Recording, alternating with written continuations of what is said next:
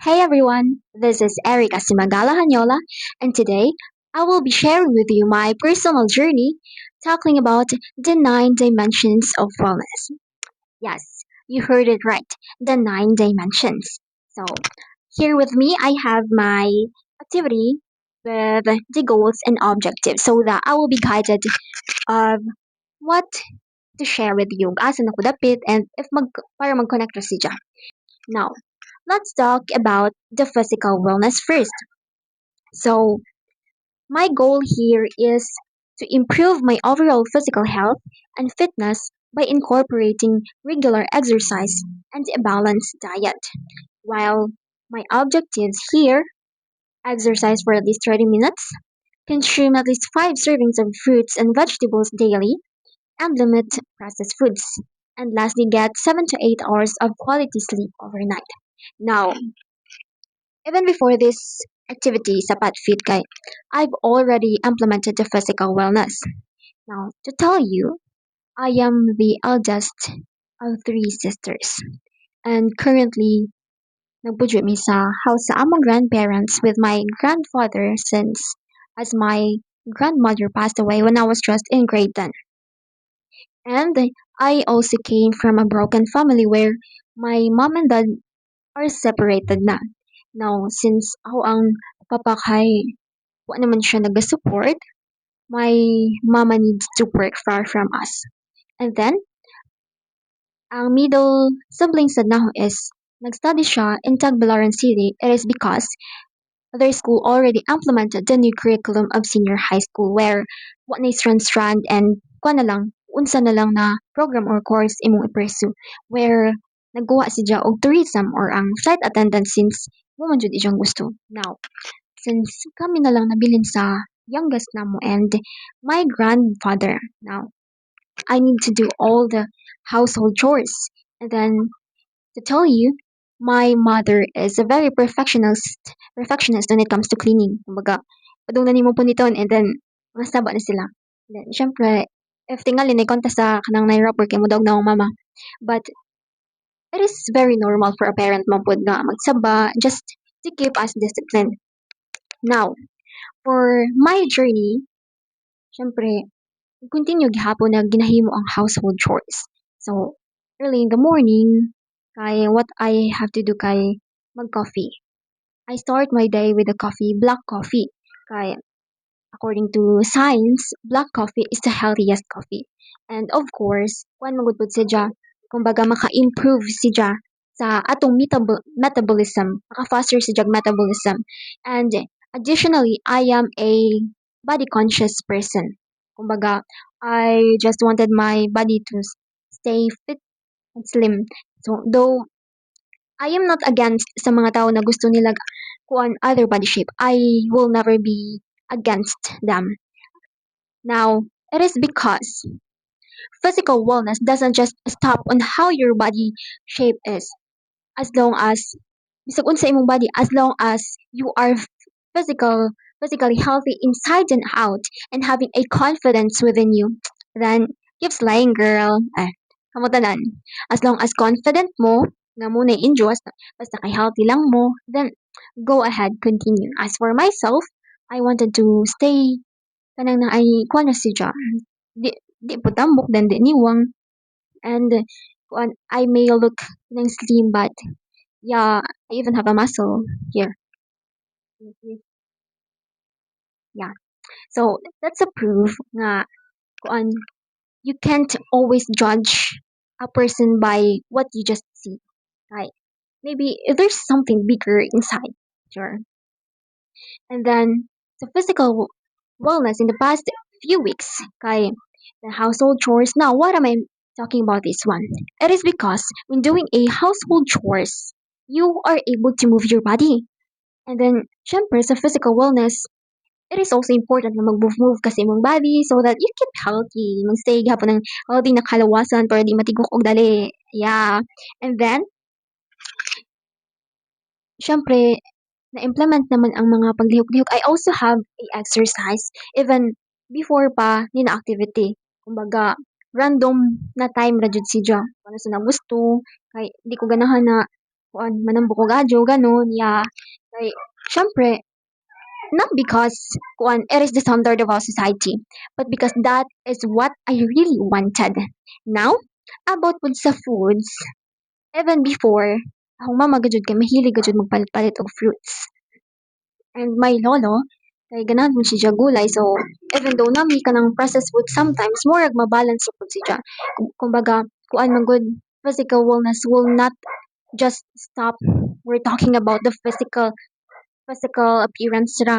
No, di siya mag-stop ra dara.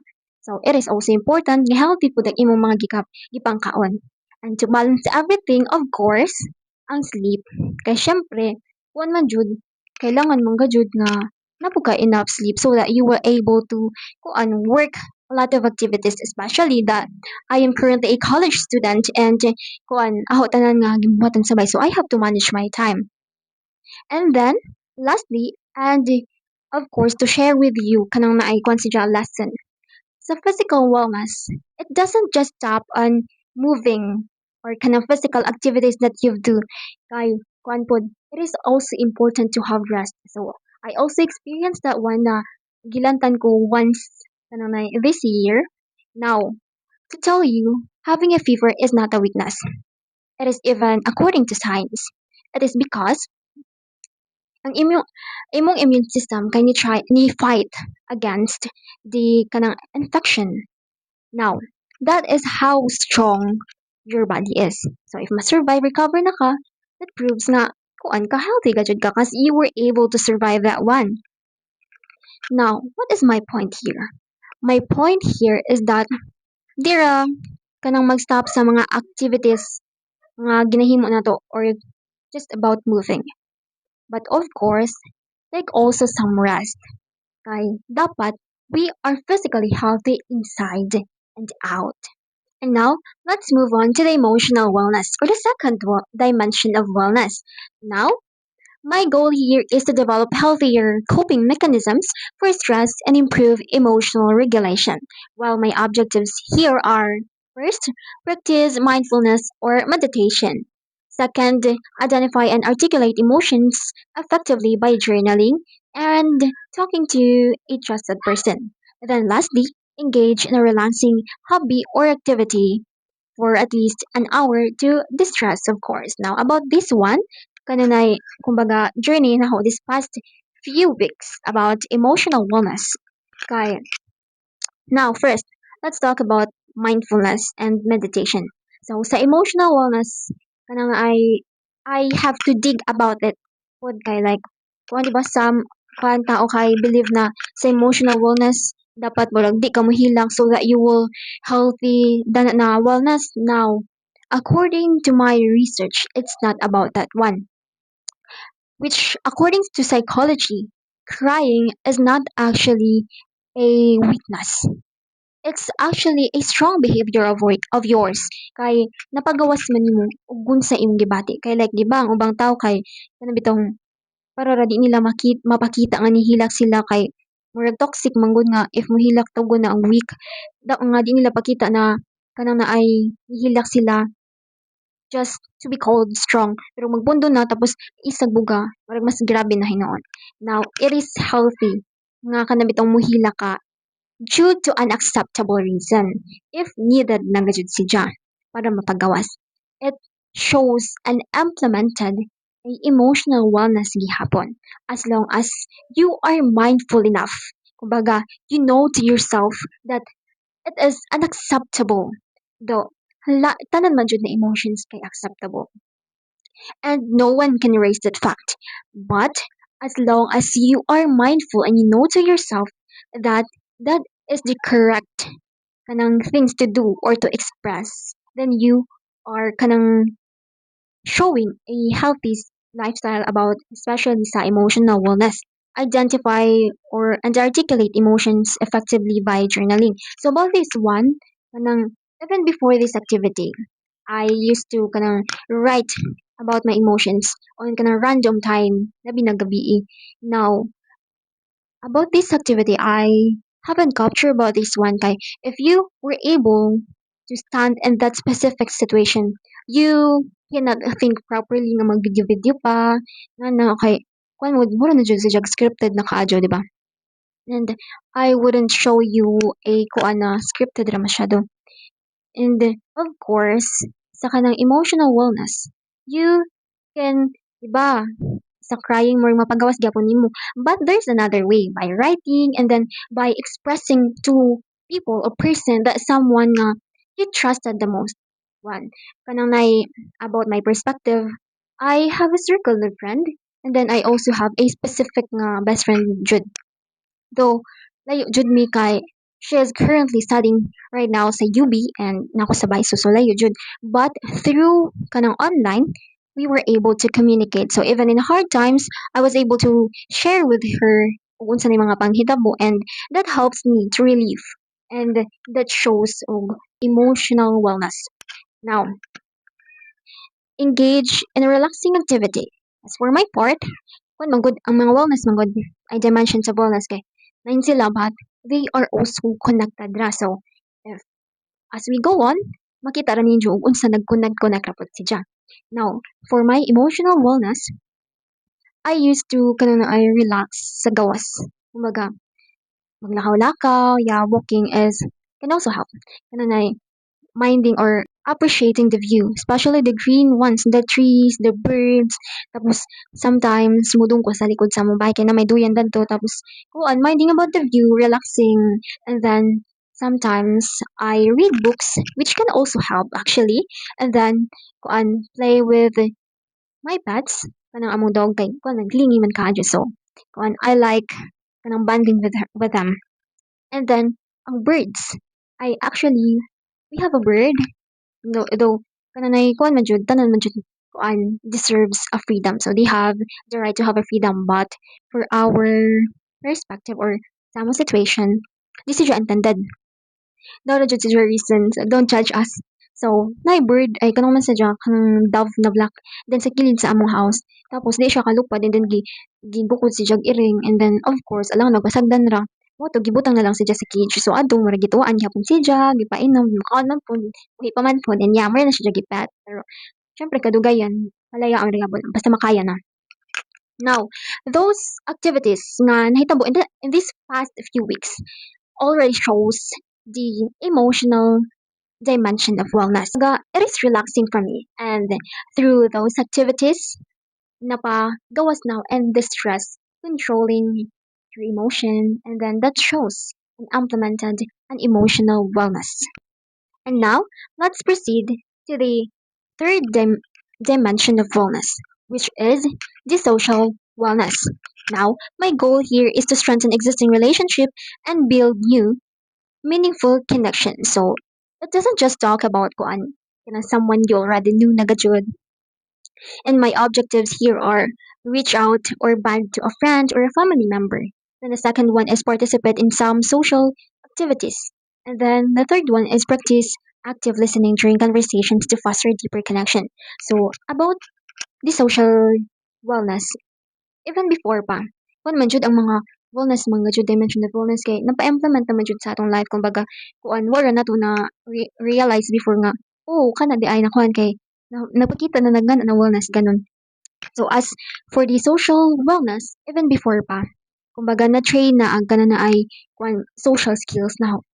Though even kanang even sa elementary pa lang kay kanang lansar-lansar but murag na-improve jud siya when kanang nag-transfer ko sa kong tongkas kuan man gikan ko sa SJ then ni-transfer ko pag grade 9 then kuan man since pandemic pa to murag di pa jud kaadyo kanang nay kuan sa kanang social interaction sa mga tao. But when I enter or when I became a grade 10 student, ato na, murag, gi-train me sa among English teacher, sa public speaking, and then a lot more about social, gudjud siya. And then, since lancer man ko, and then for you, to be able to win, kumbaga, mag-room to room, mag-campaign, and then of course, you should be friendly enough to communicate with them. So, ato pa lang nakita na. But, about my journey these past few weeks. Now, let's talk about that one. Now, first, kanang sa school. When we entered college, di jud siya kaila nato tanan. No, di daghan nga di nato kaila in a class. Di jud nimo kaila tanan. But sa dana pa lang na scenario, where makipag-ila-ila ka, even sa mutapa, dyan maging amigo na mo, and then makisabay, makipag-istorya, listening to them, or even the teacher, that already shows the social wellness. And then, as for my part po, some sa mga hitabo these past few weeks, kay like, ang banding, especially sa amo youngest sister, kay like, if gikan siya sa eskwelahan kay, she used to tell me the things nga nahitabo sa ijang day. And then, if muli po, ako ang mangod kitong middle, and then, ang mama, kay marag mag-karaoke mi, together with my lolo nga, huwag hilig og karaoke. Now, the third one is, or kumbaga, additional sa mga experiences nga nahitabo that shows a social wellness may kanimang participate in social activities. So, my example for this guy, like, I am a leader sa isa ka kanang na ay community service sa CWTS. Now, I choose kanang barangay rabod namo kay since ko ang tagatawid mo ko so ako pong piliw nagtawid. Karon kay four mi kabuok nga tagatawid so di pwede upat ra mi kabuok nga mag kuno community service kay di si ma successful so I have to kanang nay kon sa uban pa recruit and then common friends ganun even di tagatawid ja murag dagto nagka-band mi naka-socialize mi that shows already the social wellness. Additionally, kanang my best friend since taga Panandaran man si and then nag-birthday ijahang kanang manghod then gi-invite ko. Ito na tayo murag kanang na ay na siya friend igagaw unja nakipag kanang bitang ay istorya nag-istorya mi socialize ganon tapos nagkog na pud getting to know nga na amigo na pud. So that already shows the social wellness. And then let's move on to the environmental wellness. So environmental wellness as what I said earlier nga ang mga dimensions kay connected ra siya to each other. Even nine sila. Now, what's my point? My goal here is to create a more sustainable and positive living environment. So, ang mga objectives na ho kay cleaning and protecting environment.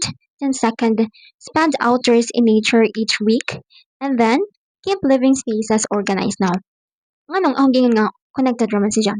It is because since naingon ho ganina na among community service, yeah, the community service that we've chose kay connected siya sa environment.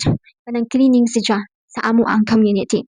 So, nag-show na siya sa kanang na ay environmental wellness. We are protecting the environment. Now, since kada Saturday man ni siya, napa-implement siya dyan siya sa past few weeks. In addition for the environmental wellness, I like we used to kanang na ay clean our area gajud. Now even naadjay kanang ay tree nagikat sa kanang naikilid sa among house, but it's not actually masama kay it's actually needed na jud. Like if mabagyo, kuha naman siya kanang na delikado. But still, naman gyapon yung mga plant ang mama kay yeah, plantita siya. And then kailangan bubuan kay agmaladya ja orchids. Yeah. So that already shows sa kanang environmental wellness. Additionally, kung jud ko marang perfectionist when it comes to garbage. Now, even if kanang na we're not close, tapos nag-uban ta. And then, kanang na ay naglabog-labog ra kang pataka sa daan, tapos ako yung kauban.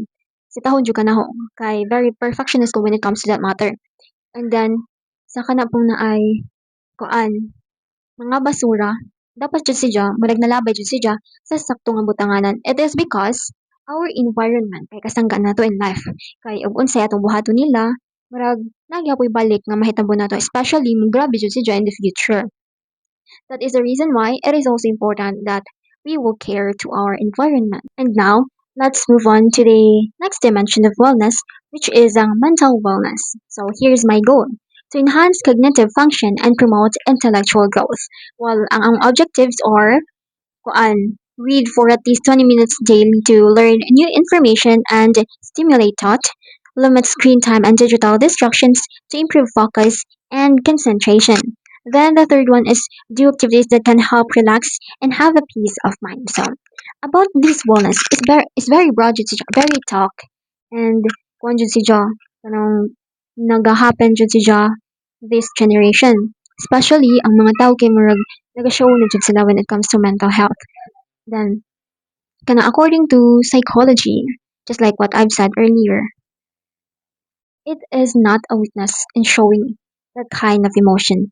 But when it comes to mental health, it is very important na we know about our mental health. Kaya like, di ba, sa atong generation karon kay na ni mga nag-intend ng suicide, na namatay. So, it is never a joke when it comes to talking about this matter. Now, why am I saying this one? It is because sa mental wellness, kung siya connected ra pod siya sa kanang naay emotional wellness.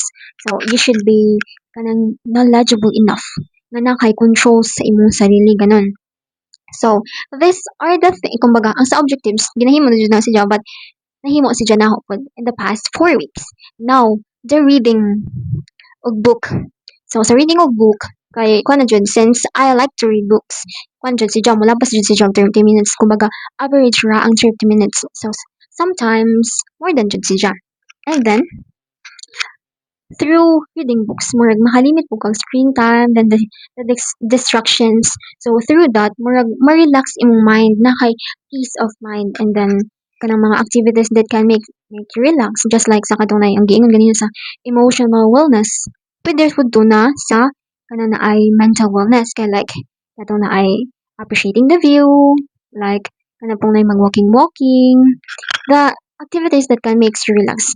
Maka-help gyapon siya to makes you to make you healthy sa kanang na ay mental wellness. Now, let's proceed to the spiritual wellness. And my goal here is to deepen my sense of purpose and connect with my personal values.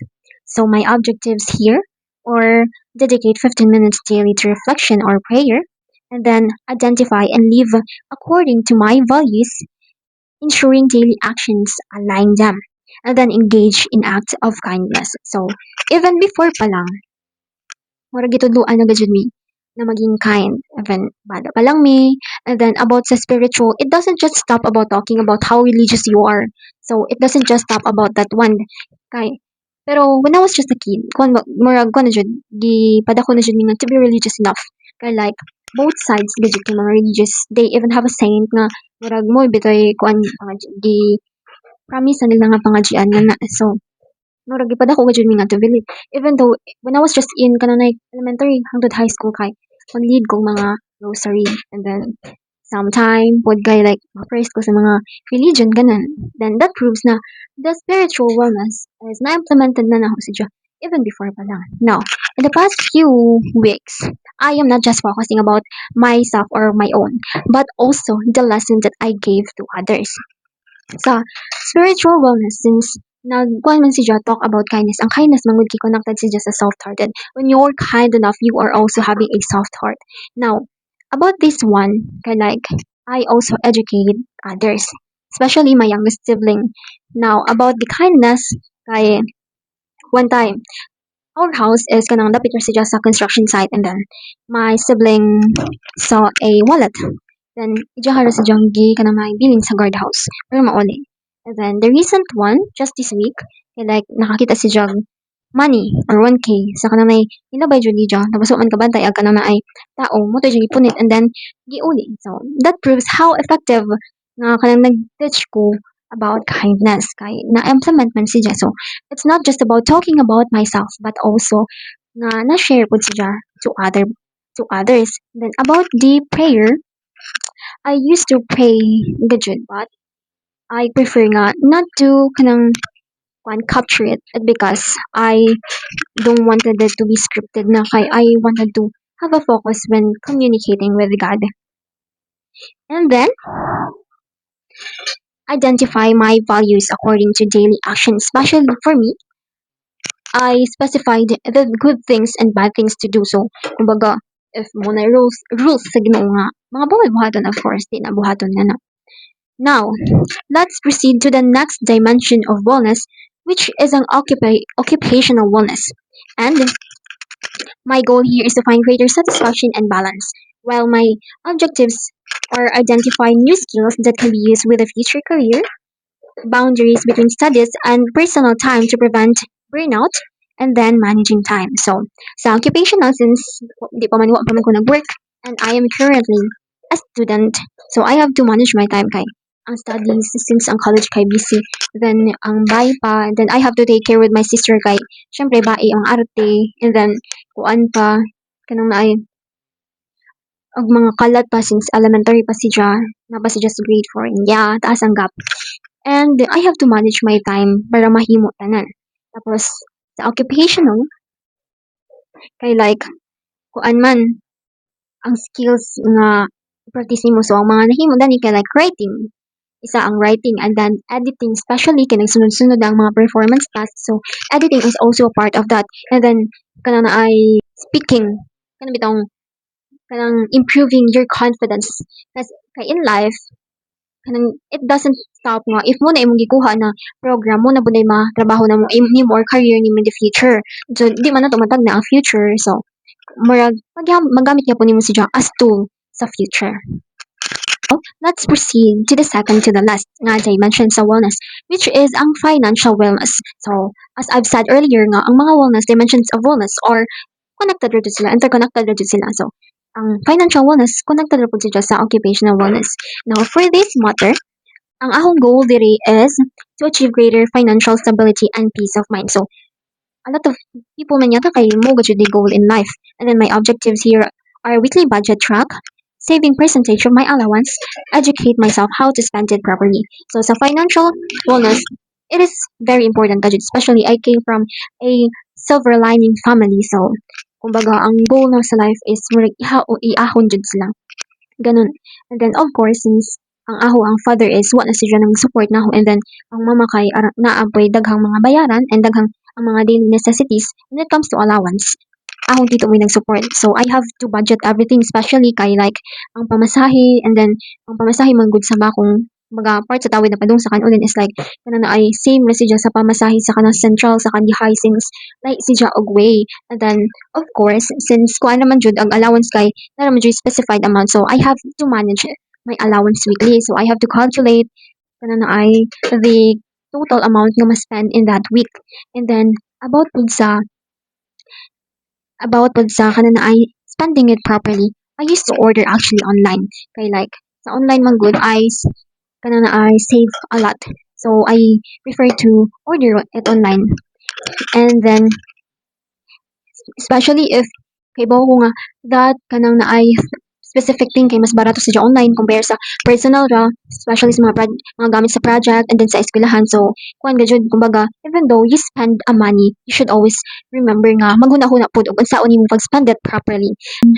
Have to experience a business on si John dishwashing, and then with that naka-earn pud ko, and also ay kananay food, that food I really wanted to taste that food, and then pambata man si John tapos kuan di pa bali dyan si John sa humanghud. Kaya when it comes to business, you should also think about the environment na ka bilangan nimo if mo patok ba na, if maging successful ba na. And then sa akong part since daghan namang namaligya sa mong room and di pud si John kananay kada adlaw ang klase, so skip na tong sa ako mo nang murag ipasugod na lang sa lain ko na environment, and that to murag naka-earn pug ko, and that shows how I manage my financial, and shows the financial wellness of course. Kahit in life you will never know the future since ako mismo tikman ko, yeah, that's why I manage my financial properly. And now, let's move on sa last dimension of wellness, which is ang sexual wellness. So my goal here is to foster healthy and respectful relationships and understanding of my sexuality. Then my specific objectives are identify myself of who I really am, educate myself on sexual health and safe practices, cultivate a positive body image and self-acceptance. So, about gani as generation change man jud kay since sa atong generation, murag kuan na jud it is used daga jud to express nga daghan ng genders, LGBTQ nga. But even before that, I've already considered myself as one gender jud, as a girl. And I'm a girly person man jud. So even before, kumbaga mo na jud kuan ako, kumbaga accept or giila na ako as for myself. Even maka-encounter ko og mga kaila na mga bi or other genders, I respect them. But as for me, kuan na jud giila na ako, I consider myself as a woman and attract sa boy or a guy.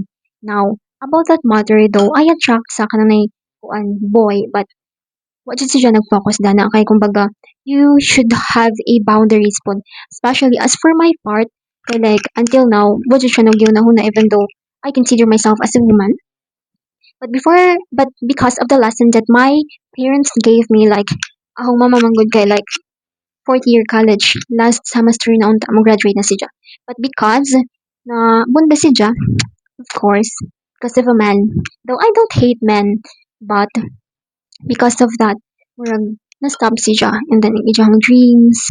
And for me, kumbaga wa man na siya gikaawaw. I am very proud of her but di ko ganahan nga kanang masundog or ma-repeat ang same mistake nga nahimo ni Jess. So, as for my part, I am really trying my best nga na goal in life nga to know about that matter, especially about the sexual health and practices. So, kung good like ang sa una mong good kay like gina-prefer nila nga to stay nga innocent ang isa ka kanang naay tao. But as for mine, gusto ko nga I have enough knowledge about that one. Kay like if ang tao man gud if ma-curious sila mo na murag makakuanan if pas kanang bitaw na ay bigger nga kuan impact noon.